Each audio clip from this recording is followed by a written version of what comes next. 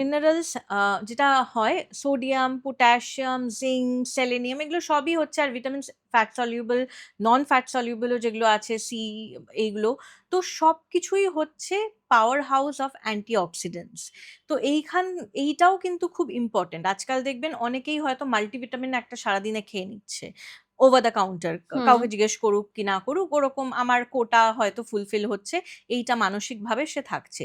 কিন্তু আপনার যদি ডেইলি ডায়েটে শাকসবজি, ফল এইগুলো থাকে অলরেডি পর্যাপ্ত পরিমাণে, ওভার বলছি না, যতটা খাওয়ার ততটাই, তাহলে কিন্তু রিয়েলি নট রিকোয়ার্ড। আর যখনই আপনি বাইরে থেকে একটা এক্সটার্নাল কিছু খাচ্ছেন, সেটার কিন্তু একটা ডোজেজ থাকে, লাইক 2-3 মান্থস খান, তারপর একটু অফ রাখুন, কারণ বডি রিজার্ভটা সে মিট আপ করে হয়তো আরেকটু বেশি থাকলো, এবার সেটাকে কমতে দিন, তারপর আবার খান, নয়তো বডি ইমিউনডও হয়ে যেতে পারে। তো এই জিনিসটা কিন্তু ভাবতে হবে। সুতরাং ভিটামিনস, মিনারেলস যদি ডেইলি ডায়েটে এমনিই থাকে, তাহলে over the counter really not required.